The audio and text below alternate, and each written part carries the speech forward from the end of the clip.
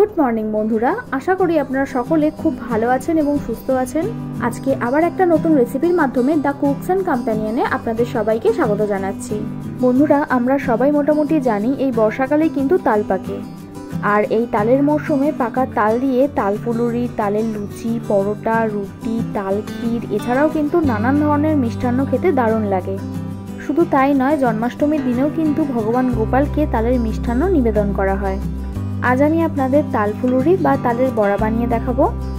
অনেক রকম পদ্ধতিতেই বানানো যায়, কিন্তু আমি চেষ্টা করব সবথেকে সহজভাবে আপনাদের দেখানোর। চলুন তাহলে ভিডিওটা শুরু করা যাক।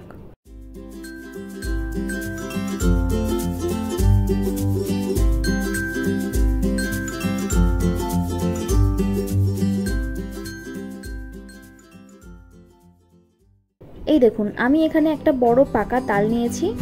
চেষ্টা করবেন তালের গাটা এইরকম কালো দেখেই নেওয়ার। এবার উপরের এই লেয়ারগুলো একটা একটা করে ছাড়িয়ে ফেলবো, একেবারেও ছাড়ানো যায়। এগুলো একটু শক্ত হয়, তাই খুব সাবধানে ছাড়াবেন।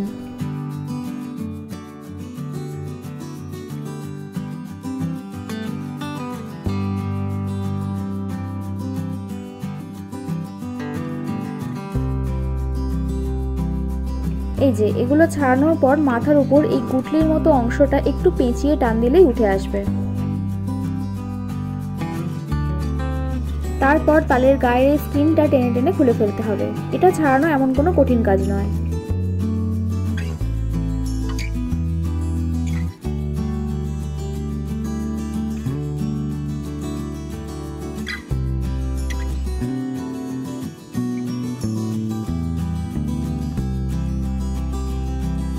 চারদিকটা ছাড়ানোর পর নিচের দিক থেকে একটু টানলেই দেখবেন উঠে আসবে।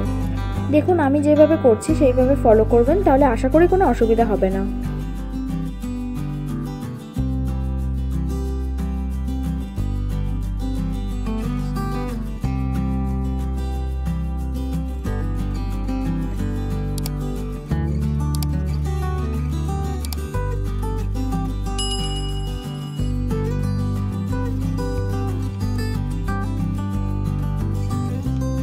এই যে সব খোসা ছাড়ানোর পর ঠিক এইরকম দেখতে লাগবে।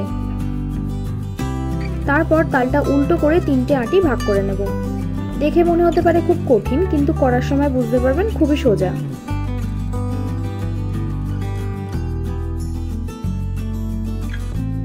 দেখুন কি সুন্দর আটিগুলো আলাদা হয়ে গেল। চেষ্টা করবেন একটু পরিষ্কার পরিচ্ছন্নভাবে করার, তাহলে আপনাদেরও ভালো লাগবে।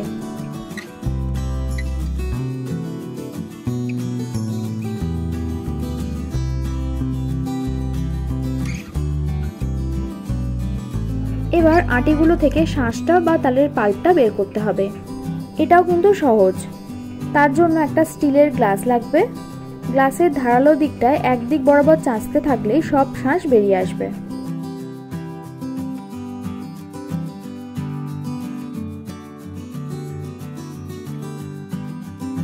কাজটা একটু সময় সাপেক্ষ, তাই পুরোটা দেখালাম না।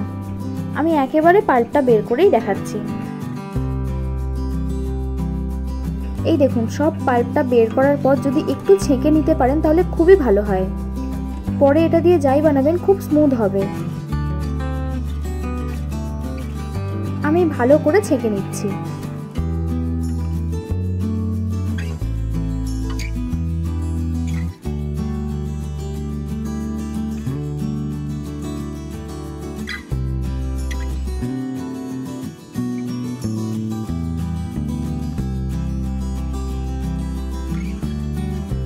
ছাঁকার পর দেখবেন এইরকম সুতোর মতো অংশগুলো বেরিয়ে যাবে।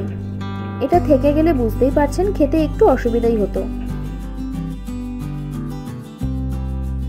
এবার এই পাল্পটার মধ্যে 1 কাপ পরিমাণ চিনি দিচ্ছি। 1 কাপ মানে এখানে 250 গ্রাম চিনি আছে। তারপর হাফ কাপ সুজি, 1 কাপ চালের গুঁড়ো, 2 কাপ আটা। কোনো রকম ময়দা দেওয়ার প্রয়োজন নেই। তারপর 1 কাপ মতো নারকেল কুড়ো, 1 টেবিল স্পুন মৌরি, 1/4 টিস্পুন এলাচের দানা বা এলাচের গুঁড়ো আর 1/4 টিস্পুন নুন দিয়ে ভালোভাবে মেখে নেব।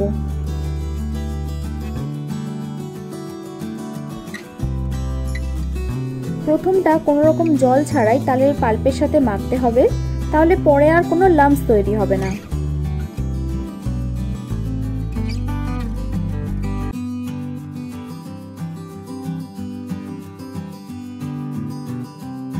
এবার আমি অল্প অল্প করে জল দিয়ে মাখবো। আপনারা হাত দিয়েই মাখার চেষ্টা করবেন, তাহলে খুব ভালো ব্যাটারটা হবে।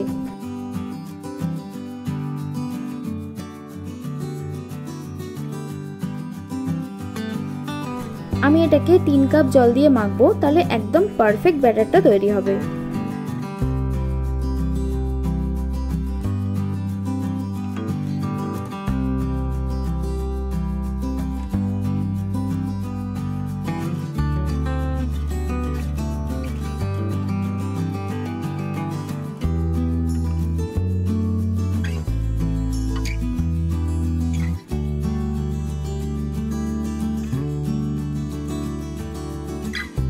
শেষের দিকে জল দিয়ে ব্যাটারটাকে একটু ফেটিয়ে মিশ্রণটাকে হালকা করে নিতে হবে। পরিমাণগুলো আপনারা ঠিকঠাক দেবেন, তাহলে একদম পারফেক্ট ফুলুরি তৈরি হবে। ব্যাস, আমার ফেটানো মোটামুটি শেষ। এবার ভাজার পালা। তার জন্য কড়াই বেশ অনেকটা পরিমাণ সাদা তেল দিয়ে তেলটা ভালো করে গরম করব। তেল গরম হলে মিডিয়াম টু লো আঁচে একটা একটা করে ফুলুরিগুলো ছাড়বো।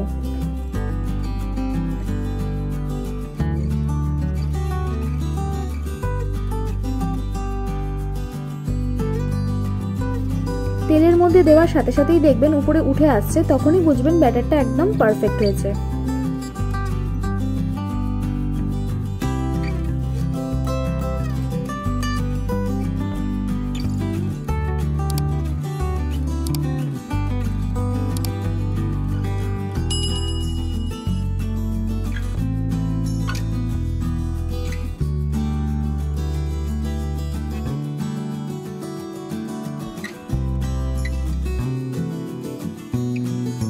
লো ফ্লেমেই এটাকে ভাজবেন আর একটু সময় নিয়ে ভাজবেন, তাহলে ভিতরে কাঁচা থাকার সম্ভাবনাটা একদমই চলে যাবে।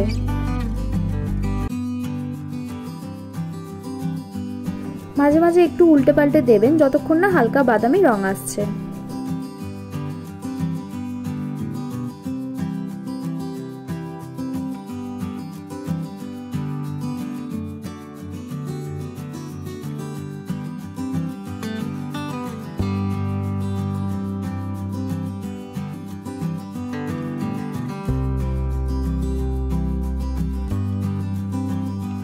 তারপর ঠিক এইরকম লালচে বাদামি রং হলেই তেল ছেঁকে তুলে নেবেন।